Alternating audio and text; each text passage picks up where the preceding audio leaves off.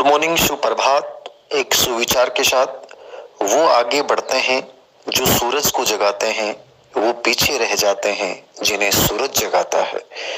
तो कोशिश करें कि सुबह जल्दी उठें और अपने लक्ष्य की ओर अटल इरादों के साथ तत्पर हो जाएं।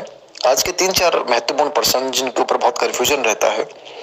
एक तो बाल विकास की कितनी अवस्थाएं होती हैं। टोटल यदि अवस्थाएं पूछता है बाल विकास की तो 10 अवस्थाएं होती हैं, लेकिन सिलेबस के अकॉर्डिंग हमें 3 ही अवस्थाएं मुख्य रूप से पढ़नी पड़ती हैं, शिशुअवस्था, बाल्यावस्था और किशोरावस्था।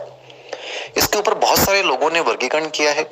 नॉर्मली प्रश्न पहले नहीं आता था, लेकिन आजकल ये प्रश्न पूछा जाने लगा कि कॉलसैनिक ने कितनी अवस्थाएं बताई हैं, रोस ने कौन सी अवस्थाएं बताई हैं, ठीक है, हरलोक ने कौन सी अवस्थाएं बताई हैं। तो ये पहले नहीं पूछता था, तो यदि आपसे पॉसिबल हो तो इनको भी याद आप करके जाएं।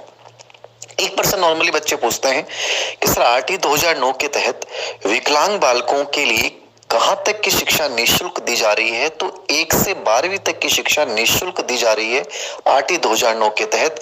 और जैसे नॉर्मली 6 से 14 वर्ष के लिए होता है, लेकिन विकलांग बच्चों के लिए क्या है, 6 से 18 वर्ष के बच्चों तक ये शिक्षा प्रावधान किया गया है। याद रखना, विकलांग बालकों के लिए 2 चीजें नहीं है। एक प्रश्न भी कई बार मेरे से पूछा गया है, संरचनावाद की सर स्थापना 1890 में हुई थी, 1892 में हुई थी। कुछ किताबों में 1890 भी लिखा हुआ है, कुछ में 1892 भी लिखा हुआ है, लेकिन जब एग्जाम में ये प्रश्न आता है तो आपको 1892 करना है संरचनावाद। और ये स्पेशली जो स्थापना की थी वो टिचेनर ने की थी कॉर्नेल विश्वविद्यालय में। बाकी मूल रूप से इसका संबंध जो था वो विलियम वुंट से था। विलियम वुंट की अवधारणा जरूर थी, लेकिन इसको वास्तविक रूप में जो स्थापित करने का श्रेय जाता है वो उनके शिष्य टिचेनर को जाता है। और एक चीज और याद रखना, एक शब्द आता है बर्नआउट। बर्नआउट क्या होता है? बर्नआउट का मतलब होता है कि अचानक से आप पे एक दबाव आ गया, और दबाव आने से जो साइकोलॉजिकली और इमोशनली जो आप प्रॉब्लम फेस करते हैं, आप हताश से होने लग जाते हैं, डर सा एक लग रहा है, अब क्या होगा, ठीक है। तो ऐसे जो भाव आते हैं उनको क्या बोला गया है? बर्न आउट बोला गया है। तो ये एक दबाव की एक स्थिति हमारे अंदर होती है। और एक शब्द और मैं चर्चा कर रहा हूं, प्रतिवर्ती क्रिया। प्रतिवर्ती क्रिया किसको बोलते हैं?